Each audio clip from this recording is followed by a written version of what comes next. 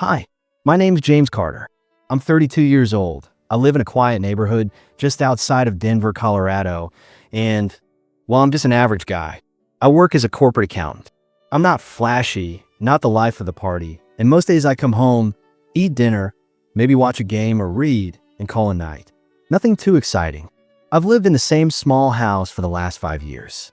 My neighbors know me well enough to wave and smile, but we don't really hang out. I like the peace and predictability. Or I used to, until a few days ago. Right next door lives Eliza Matthews. She's 36, strikingly beautiful, with calm green eyes and this quiet strength about her. She was married to Mark, an older guy, maybe late 40s. We'd exchanged polite hellos over the years, but I never really knew them. They kept to themselves. Mark was the kind of guy who seemed like he was always in a hurry to be somewhere else. Eliza, on the other hand, had this calm presence that stayed with you, even if you only spoke for 30 seconds. Last week, Mark died. Heart attack. Sudden. It was all over the neighborhood in hours. I didn't go to the funeral. I didn't feel it was my place. But the next day, literally the day after they buried him, Eliza knocked on my door. It was around 4 in the afternoon. I was working from home and still wearing my hoodie and sweatpants. When I opened the door, there she was, standing on my porch in a long black coat. Her hair was pulled back, eyes red and tired, and she held a small cup of something, maybe tea or coffee. "Hi, James," she said softly. "Do you mind if I come in for a minute?" Of course I let her in. I offered her a seat on the couch and made some tea. I didn't ask questions. I figured she'd talk when she was ready. She sat with her hands in her lap, just staring at the steam rising from the cup. After a long silence, she finally spoke. "It's too quiet next door," she whispered. I thought I could handle it, but I don't want to be alone right now. I nodded. I told her she didn't have to explain. We just sat there for a bit, sipping tea, letting the silence fill the room. It wasn't awkward. It actually felt comfortable. After a while, she started talking. About Mark. About how things weren't perfect. About how in the last couple of years, they'd grown distant. How sometimes she felt more like his roommate than his wife. She wasn't crying.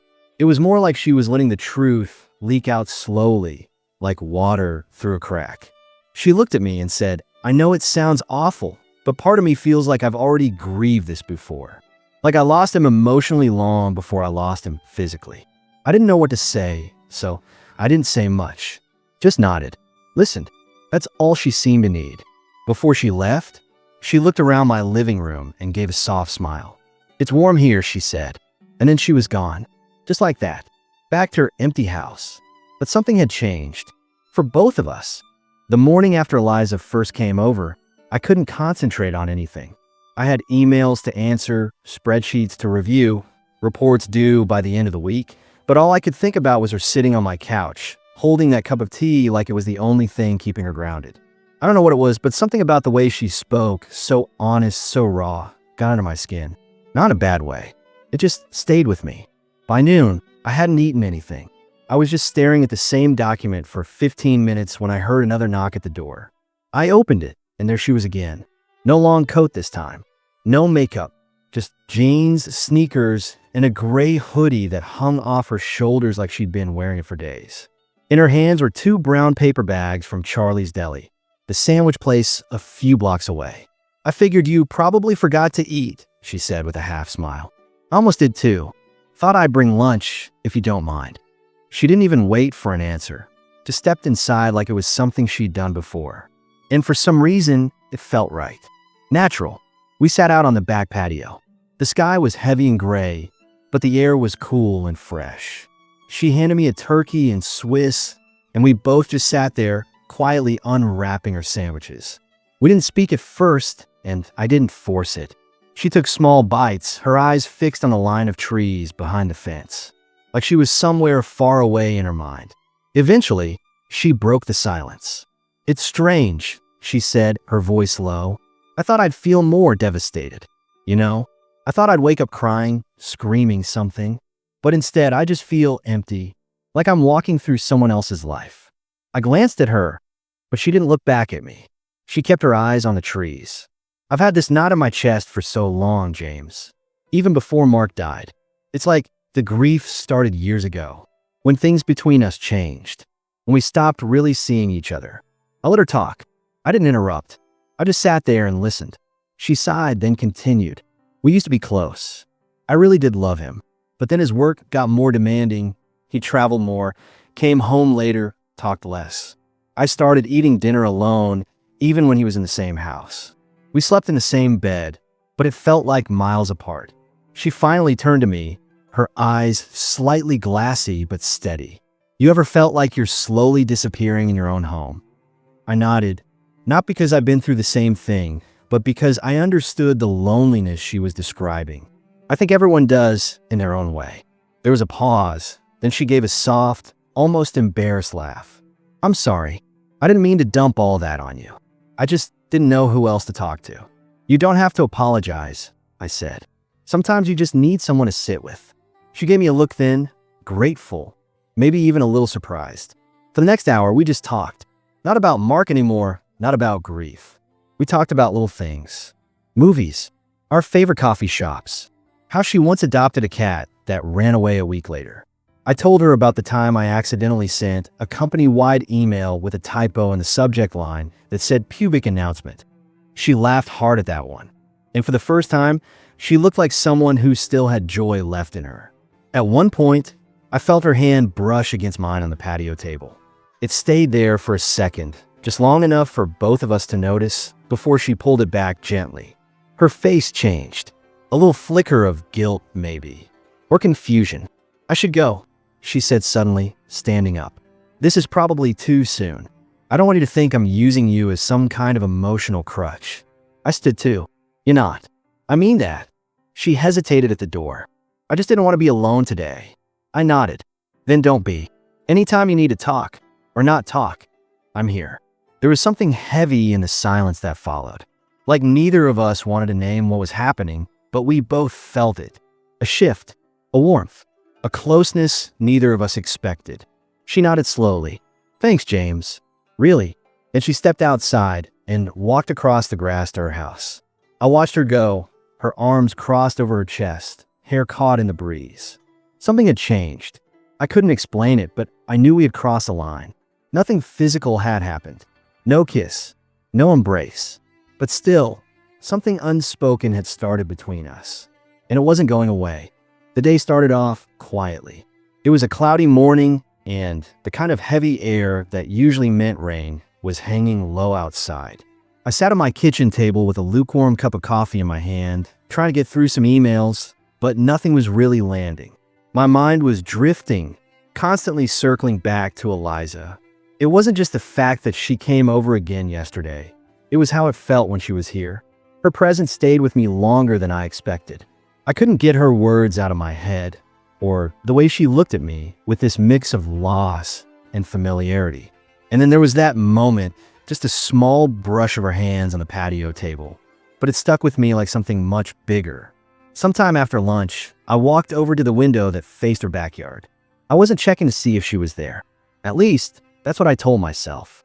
But there she was, standing near the edge of her porch, arms wrapped tightly around herself, like she was trying to hold something in. She looked so small, so unsure, like someone right on the edge of doing something they weren't sure they should. 10 minutes passed, then 15, and then came that knock. I knew it would be her before I even opened the door. Eliza stood there in a navy blue sweater that hung just slightly off one shoulder and a pair of black leggings. No makeup, no jewelry, just her. She looked exhausted, but her eyes had this quiet intensity, like she'd been thinking hard about something. "Can I come in?" she asked softly. "Yeah," I said, stepping aside without hesitation. She walked past me into the living room like she had the day before, but slower this time, more hesitant, like she was unsure she should be doing this. I didn't rush her. I just stood there for a second, watching her scan the room like it might give her some kind of answer. "I wasn't planning to come," she said after a moment. "I've been going back and forth for the past hour, but I didn't know where else to go." "You don't need a reason," I said gently. Eliza moved toward the couch and sat down, curling up on one side like someone who needed to feel small for a while. I sat across from her, giving her space. It was quiet for a bit, just the distant hum of traffic outside and the ticking of the old wall clock. "I don't know how to be alone," she said, finally breaking the silence. I went from living with my parents to living with Mark. That's all I've ever known. There was always someone. Now it's just me. I nodded slowly. It's a hard adjustment. She exhaled. The thing is, I felt alone for a long time, even before he passed. It's like I was mourning the end of us before he was even gone. Her words were heavy, and I could tell she didn't say them lightly. I leaned forward, resting my elbows on my knees. That kind of loneliness is brutal, I said. It's different when someone's there physically, but emotionally, not really with you. She looked at me then, directly. Her voice lowered. Do you think it's wrong that I don't feel guilty being here? That I don't feel guilty talking to you like this? So soon? I didn't rush to answer. I wanted to be careful with my words. No, I said. I don't think there's a clock for grief or connection. Sometimes people come into our lives when we need them most. That doesn't make it wrong. Her eyes softened, like she'd been holding her breath waiting for me to say that. I just didn't expect to feel drawn to someone right now, she whispered. Neither did I. Then she looked down at her hands, playing with the hem of her sleeve. I don't want to go back there tonight. Not because I'm running away, but because I can't sit in that house again. I feel like I'm going to suffocate. I could tell she meant it. It wasn't drama or exaggeration. It was a woman reaching the limit of what she could carry on her own. You don't have to explain, I said quietly. If you need a place to breathe, I'll make up the guest room. Eliza blinked quickly, fighting off tears. I didn't expect you to say that. You're not alone, Eliza. She nodded slowly, and for the first time that day, a tiny smile touched her lips. Later, I pulled clean sheets from the closet and fixed up the spare room while she sat in the living room, sipping the chamomile tea I made. We didn't talk much. The silence felt natural, comforting even. Before heading to bed, she came to me again. No drama, no rush, just a quiet closeness. Thank you, James, she said softly, for this, for not asking too many questions, for making me feel like a person again. Then she stepped forward and hugged me. It wasn't romantic. It wasn't rushed. It was human. Her head rested gently against my shoulder, and I held her with both arms, steady and calm. It was the kind of hug you don't forget. When we finally let go, she whispered, "Good night," and then she disappeared down the hall into the guest room. I stood there for a moment, alone in the quiet house, still feeling the warmth of her touch. And for the first time in a long while, I realized something had changed. I didn't sleep much that night. Not because anything happened. Nothing did, but just, I was aware. Aware that Eliza was in the room down the hall. Aware of the weight she was carrying. Aware that this wasn't just a neighbor crashing on my couch. This was a woman who just buried her husband, who now, for reasons she might not even fully understand, chose to spend the night in my home. The walls felt thinner. Every sound seemed louder, and my thoughts wouldn't stop spinning. I kept thinking about how she hugged me. It wasn't romantic. It wasn't dramatic. It was just deeply human, honest. That kind of hug you don't forget. Not because of what it might mean, but because of how needed it felt. When the sky finally started to lighten, I got out of bed. The house was silent. I moved slowly, didn't want to wake her. I brewed a pot of coffee and stood by the kitchen window, holding the warm mug with both hands, watching the soft morning light spill over the backyard fence. About 20 minutes later, I heard her footsteps. Soft, cautious, like she wasn't sure she was intruding. She appeared in the hallway, wrapped in a light gray blanket from the guest room, her hair tousled, her expression calm but tired. Still beautiful, but in a different way now, more raw, more real. "Morning," she said quietly. "Hey," I said with a small smile. "I made coffee." She nodded, stepped into the kitchen, and took the mug I handed her. We stood there for a while, not talking, just sipping. There was something about that silence. It wasn't awkward. It was restful. Eventually, she sat down at the table, pulling the blanket tighter around herself. She looked out the window for a long moment, then said, "I have no idea what I'm doing." I sat across from her. "I don't think you're supposed to, Eliza. You're figuring it out 1 minute at a time. That's enough." She nodded slowly. I keep thinking about how it felt yesterday. Sitting here, talking, breathing even. It felt like I got a tiny piece of myself back. And she looked directly at me. Her eyes held something. Not romance, not confusion, just depth. Mark and I, we weren't really a couple anymore. We lived together. We shared a life on paper. But emotionally, we were two strangers occupying the same space. And I didn't even realize how empty I'd become until I left that house. I listened. I didn't interrupt. I could tell she needed to say this out loud. I came here yesterday because I couldn't take the silence anymore. And now I don't want to go back. Not yet. She stayed the entire day. We didn't make a plan. She just stayed. I made us some scrambled eggs and toast. She helped me sort laundry, laughing when she found a single pink sock that had somehow made it into my whites. At one point, we took a walk around the neighborhood. Just a slow, casual loop. We didn't hold hands, but we walked close. Our arms touched once or twice, but neither of us said anything about it. The day moved gently. That evening, I made us both dinner, simple pasta and salad. Afterward, we ended up on the couch. She tucked her legs beneath her, holding a cup of tea in both hands. I sat beside her, close but not too close. A nature documentary played in the background, but we weren't really watching it. Then, quietly, she said, "It's strange. I feel peace here, like I'm allowed to just be. I haven't felt that in so long." I turned to her. "You don't have to rush anything. There's no script for this." She looked up at me. Her eyes searched mine for something, permission maybe, understanding.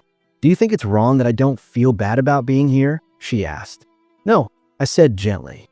"I think you're doing what you need. That's not wrong." Her head leaned against my shoulder. I let her rest there. My arm found its way around her. Not forceful, not suggestive, just steady. And then something shifted. She looked up at me, our faces closer than they'd ever been. Her eyes lingered. I could feel her breath. And slowly, tentatively, she leaned in. Her lips met mine, softly, carefully, like a question she wasn't sure she should ask. We kissed, just once. Nothing rushed, no fireworks, just connection. Two people try to feel something that wasn't pain. She pulled back. "I'm sorry. You don't have to be," I replied, my voice quiet. We didn't kiss again. She leaned into me again, this time resting against my chest, and we stayed like that for what felt like an hour. Quiet. Still, something had changed, and neither of us wanted to say it out loud. I think at the time, I didn't really understand how deep the connection had grown between us until much later. In the beginning, we were both just two people figuring out how to live with the circumstances we'd been handed. But as the days passed, something about the simplicity of our shared moments, those morning coffees, the quiet evenings together, began to feel like something more. Something real. It wasn't sudden. It wasn't dramatic. It was just a gradual shift.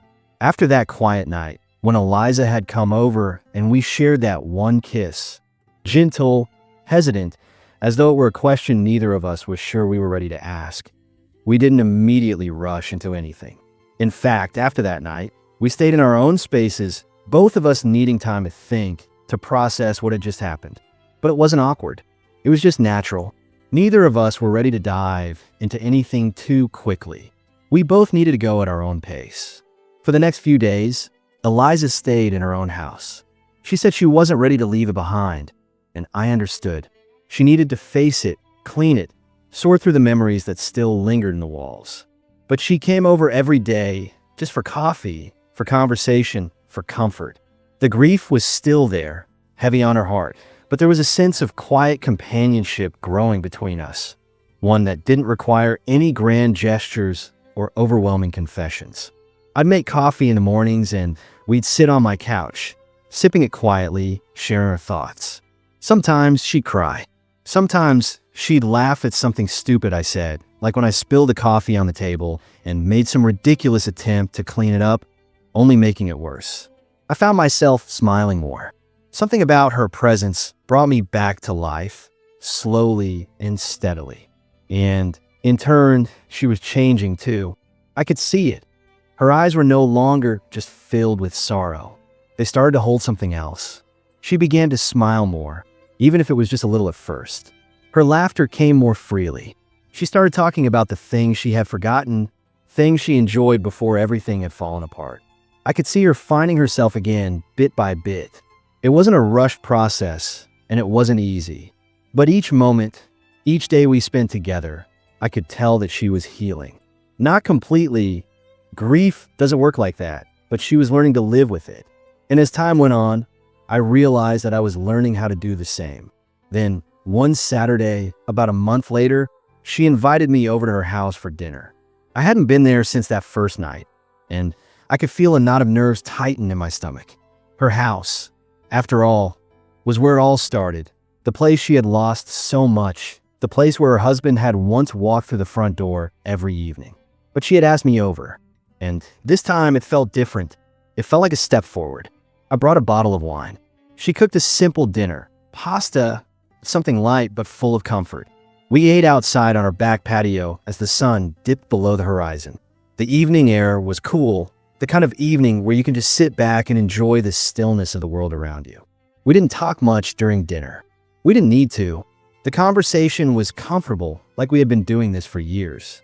There was no pressure, no expectation, just the soft sound of clinking forks, the quiet hum of a nearby street, and the occasional glance at each other when one of us said something funny. As the night stretched on, the sky darkened, and the soft light from the patio lamps cast a gentle glow between us. That's when she looked at me, a look that was different from before. It wasn't sadness in her eyes anymore, or uncertainty. It was something more steady, something more certain.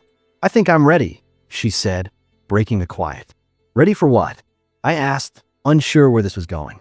"Ready to let myself move forward. I've been stuck for so long, Daniel, and I didn't know how to get out of it. But when I'm with you, I feel like I can. Not because of you, exactly, but because you've helped me see that it's okay to move on, that I don't have to be defined by what I lost." Her words hit me harder than I expected. I didn't say anything at first. I just reached across the table, taking her hand in mine. It felt right. Natural. I didn't need to say anything. She knew I understood. I knew too.